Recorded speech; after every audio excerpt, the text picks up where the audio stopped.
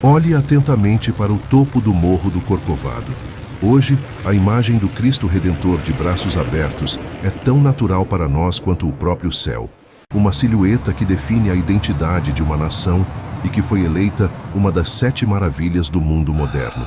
Mas feche os olhos por um momento e deixe que a nossa inteligência artificial apague o concreto, os holofotes e os milhares de turistas. Estamos a voltar para o ano de 1921. O que você vê no topo daquela montanha de 710 metros de altura não é um monumento, mas um abismo de incertezas. O projeto que você está prestes a testemunhar foi chamado na época de loucura monumental.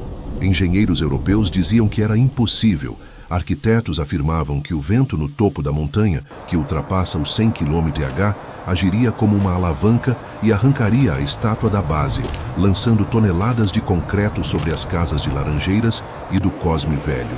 Esta não é apenas a história de um monumento religioso. É a saga de uma obra que desafiou as leis da física, que quase faliu o país e que, por todos os cálculos matemáticos da época, deveria ter caído. Nesta reconstrução digital profunda, vamos subir os trilhos da ferrovia do Corcovado junto com os operários que arriscaram a vida a centenas de metros de altura, sem redes de proteção, sob raios e tempestades, para erguer o maior símbolo do Brasil. Prepare-se para descobrir que, por trás da serenidade do rosto do Cristo, existe uma história de pânico, improviso e um milagre de engenharia que o mundo quase não viu acontecer. Para entender por que o Cristo Redentor quase não existiu, precisamos de mergulhar na mente do engenheiro Heitor da Silva Costa, o homem que dedicou a sua vida a este delírio.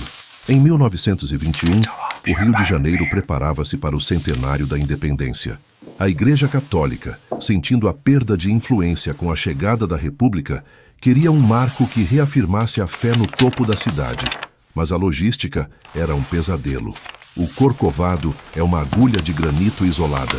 Não havia estradas de rodagem, apenas uma pequena ferrovia a vapor que servia para o turismo aristocrático. A IA reconstrói agora o projeto original, que era muito diferente do que conhecemos. No início, Heitor imaginou um Cristo segurando uma cruz em uma mão e o globo terrestre na outra.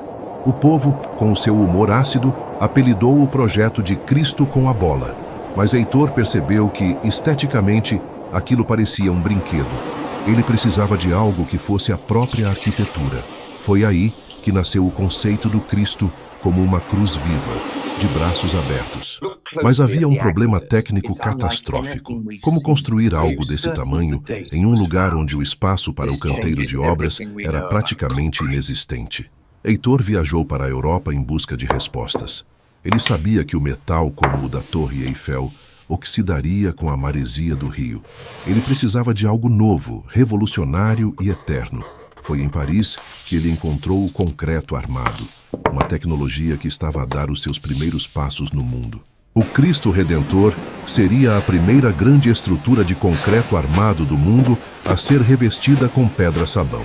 Mas os cálculos de carga eram assustadores. Como garantir que os braços, que pesam toneladas e se estendem por 28 metros, não partissem com o próprio peso? A IA mostra os rascunhos de Heitor, onde ele redesenhava as juntas de dilatação obsessivamente. Ele sabia que um erro de 1 centímetro no cálculo da ferragem resultaria numa catástrofe que seria vista por toda a cidade. A construção do Cristo não começou com cimento. Começou com o medo de um engenheiro que sabia que o seu nome seria imortalizado pela glória ou pelo maior fracasso da engenharia brasileira. Imagine o desafio. Você tem de levar milhares de toneladas de cimento, areia, água e ferragens para o topo de uma montanha onde mal cabe um grupo de 10 pessoas. A IA reconstrói agora o canteiro de obras mais perigoso do mundo em 1926. O único cordão umbilical entre a civilização e o topo do Corcovado era a pequena estrada de ferro do Corcovado. Originalmente projetada para levar turistas curiosos, a ferrovia foi transformada num trem de carga hercúleo.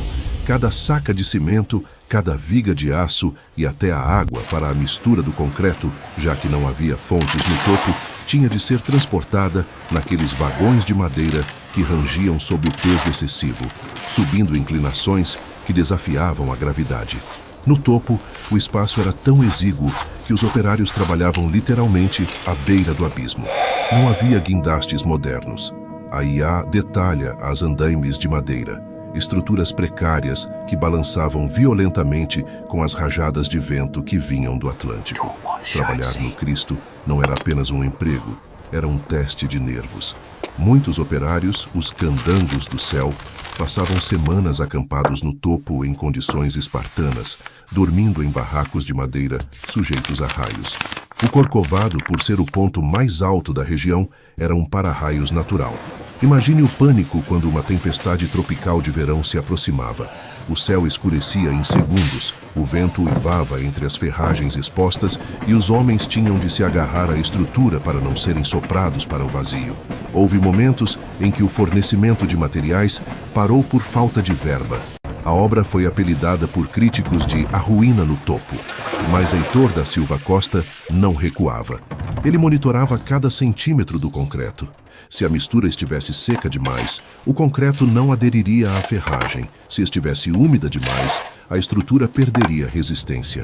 Cada balde de concreto era uma aposta contra a física.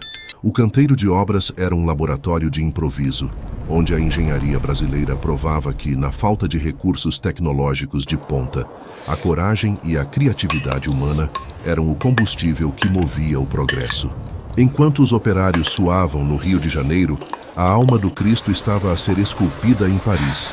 Heitor da Silva Costa percebeu que, para o monumento ser eterno, o rosto e as mãos precisavam de uma sensibilidade que a engenharia pura não possuía. A IA transporta-nos agora para o ateliê de Paul Landowski, o renomado escultor franco-polaco. Foi aqui que o Cristo Redentor ganhou a sua identidade humana.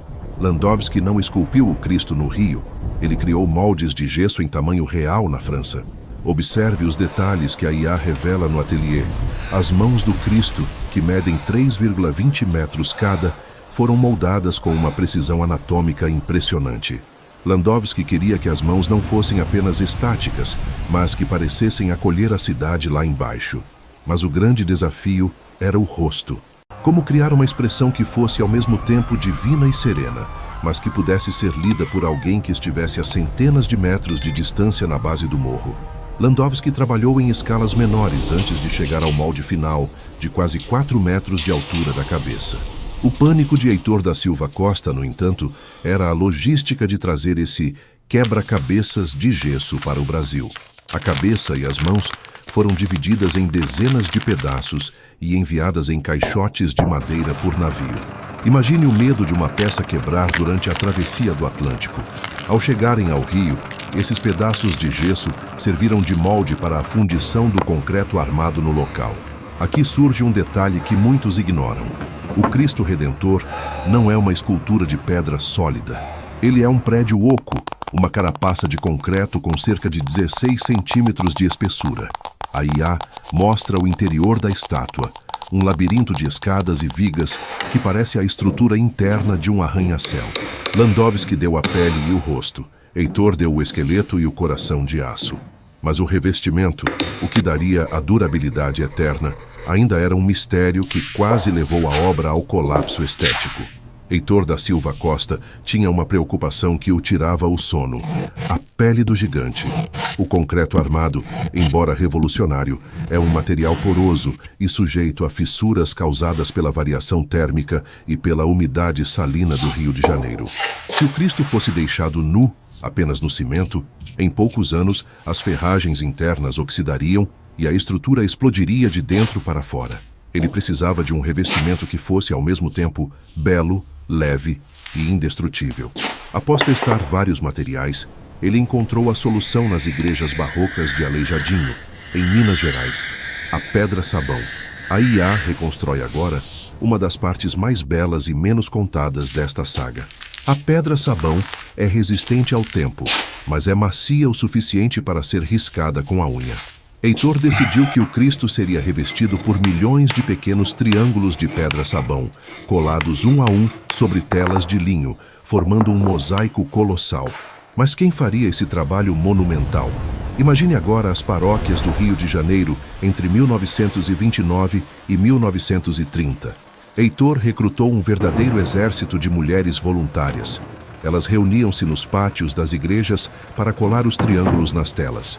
Enquanto colavam as pedras, muitas dessas mulheres escreviam nomes de entes queridos, pedidos de cura e orações no verso dos triângulos. A IA detalha este segredo. O Cristo Redentor está literalmente tatuado por dentro com os nomes de milhares de brasileiros anônimos. É uma armadura feita de fé e paciência. Essas telas eram depois levadas para o Corcovado e aplicadas sobre o concreto fresco. O resultado foi uma superfície que reflete a luz de forma única. O Cristo parece mudar de cor conforme a posição do sol, indo do cinza azulado ao dourado radiante, protegendo a estrutura dos raios UV e das tempestades ácidas por séculos. Agora, entramos no território do pânico dos engenheiros da época. O Cristo Redentor é, essencialmente, uma enorme vela de navio estática no topo de uma montanha. Os ventos no Corcovado não são apenas brisas, são rajadas ciclônicas que podem atingir velocidades aterrorizantes. Na década de 20, o cálculo de estruturas sujeitas a cargas de vento era rudimentar. Muitos especialistas europeus previam o pior. Diziam que a pressão do vento sobre os braços abertos criaria um efeito de torção na cintura da estátua, partindo o concreto como se fosse vidro. A IA revela os segredos estruturais internos. Heitor da Silva Costa e o engenheiro Albert Cacot, o mestre do concreto armado na França, projetaram o Cristo não como uma estátua rígida, mas como um edifício com flexibilidade calculada. A estrutura interna é composta por 4 pilares mestres e uma série de lajes horizontais, como os andares de um prédio de 13 andares. O centro de gravidade foi meticulosamente deslocado para baixo, para garantir que o monumento ancorasse na base de granito. Mas havia outro inimigo: o calor. No verão carioca, o concreto dilata. À noite, ele contrai. Sem juntas de dilatação perfeitas, a estátua racharia ao meio no primeiro ano. Heitor desenhou o sistema de armaduras metálicas internas para que elas absorvessem essa movimentação sem comprometer a face ou as mãos. A nossa reconstrução mostra o Cristo sob uma tempestade de raios. Ele funciona como um para-raios gigante. O sistema de aterramento original era complexo para a época, canalizando as descargas elétricas através da estrutura de aço até o solo profundo do morro. Cada vez que um raio atinge o Cristo, e isso acontece cerca de 6 vezes por ano, ele testa a genialidade de Heitor. A obra que deveria ter caído permanece firme porque foi projetada para lutar contra os elementos e não apenas para posar para eles. Imagine o cenário em 1930. O esqueleto de concreto do Cristo já estava erguido, mas ele ainda era uma figura sem rosto, um gigante decapitado no topo da montanha. A IA reconstrói agora o momento mais crítico da obra, a subida das peças de gesso que vieram de Paris. Cada pedaço da cabeça e das mãos era uma peça única e insubstituível. Se um dos caixotes caísse durante a subida pelo trilho ou durante o içamento manual, a obra estaria arruinada. Os operários, trabalhando em andaimes de madeira que rangiam com o vento, tinham de encaixar esses moldes de gesso sobre a estrutura de aço para criar as formas definitivas de concreto. Imagine o que era estar a 700 metros de altura, segurando uma peça de centenas de quilos enquanto a neblina cobria tudo, impedindo que se visse o chão. Heitor da Silva Costa pessoalmente supervisionou o encaixe da cabeça. Houve um erro de cálculo inicial na inclinação do pescoço. Se o Cristo olhasse demasiado para baixo, pareceria triste. Se olhasse para a frente, pareceria distante. Heitor ajustou a inclinação para que o Cristo parecesse estar a olhar diretamente para o coração de cada carioca, num gesto de proteção eterna. A montagem das mãos foi outro desafio sobre-humano. Os braços estendem-se por 28 metros de ponta a ponta. Sem o auxílio de cálculos de computador, os operários tiveram de garantir que o concreto fundido dentro dos moldes de Landowski se unisse perfeitamente às vigas mestras. A IA detalha a textura desse trabalho, o som das marretas, o cheiro do cimento fresco misturado à maresia e o silêncio absoluto que se fazia quando uma peça era içada. Quando a última tela de pedra-sabão foi colada no dedo polegar da mão direita, o Rio de Janeiro finalmente compreendeu que o impossível tinha sido realizado. A inauguração do Cristo Redentor Foi um evento de proporções globais, digno de um roteiro de ficção científica da época. A IA recria a atmosfera elétrica de 12 de outubro de 1931. O Rio de Janeiro estava em festa, mas o grande espetáculo deveria vir de milhares de quilômetros de distância. Heitor da Silva Costa e a igreja convidaram ninguém menos que Guglielmo Marconi, o inventor do rádio, para acender as luzes do monumento a partir de Itália. A ideia era audaciosa. Marconi enviaria um sinal de rádio de ondas curtas de uma estação em Roma. Esse sinal seria captado por uma estação em Dorchester, na Inglaterra, e retransmitido para uma antena no Rio de Janeiro, que acionaria o interruptor das luzes. Imagine a tensão no topo do Corcovado. Milhares de pessoas olhavam para cima, na escuridão total da noite carioca. O sistema falhou, devido ao mau tempo no Atlântico, e as luzes tiveram de ser acesas manualmente por técnicos locais. Mas a lenda do sinal de Marconi já tinha capturado a imaginação do mundo. No momento em que os refletores iluminaram o Cristo pela primeira vez, o gigante de concreto pareceu flutuar sobre a cidade. O Brasil não era mais apenas uma ex-colônia agrícola. Era a nação que tinha erguido a maior estátua Art Deco do planeta, desafiando a lógica e a escassez. O Cristo Redentor não é um monumento estático. Ele é um organismo vivo que exige vigilância constante. A IA transporta-nos para os dias de hoje, mostrando o trabalho dos guardiões do Cristo. Como a estátua é um para-raios natural, ela sofre danos constantes. Raios atingem a cabeça e as mãos com frequência, lascando a pedra-sabão e criando microfissuras no concreto. A manutenção é um trabalho para alpinistas profissionais e engenheiros especializados em restauro histórico. Imagine o que é fazer o rapel pela cabeça do Cristo para substituir um pequeno triângulo de pedra-sabão. A reserva original de pedras, vinda da mesma mina em Minas Gerais usada em 1930, está a esgotar-se, e cada restauro exige uma busca minuciosa por tonalidades que não destoem da pele original. Além disso, drones e sensores de fibra ótica monitorizam agora a saúde interna da estátua, detectando vibrações e variações térmicas. O Cristo sobrevive porque o Brasil aprendeu que um monumento deste tamanho não se termina. Ele mantém-se com o mesmo suor e dedicação dos operários de 100 anos atrás. Ao chegarmos ao fim desta reconstrução, percebemos que o Cristo Redentor é muito mais do que concreto, aço e pedra-sabão. Ele é a materialização de uma audácia tipicamente brasileira, a capacidade de sonhar o impossível e de o realizar através do improviso genial e da fé inabalável. Heitor da Silva Costa, Paul Landowski e os milhares de operários anônimos não construíram apenas uma estátua. Eles ergueram um espelho da alma do Brasil. O Cristo Redentor está lá para nos lembrar que mesmo nos momentos de maior divisão ou dificuldade, existe algo de grandioso que nos une.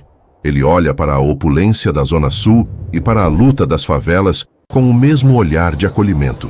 Ele é a obra que pelos cálculos deveria ter caído, mas que permanece de pé porque as suas fundações não estão apenas no granito do Corcovado, mas na memória e na identidade de cada um de nós. Gostou de descobrir os segredos da construção do maior símbolo do Brasil?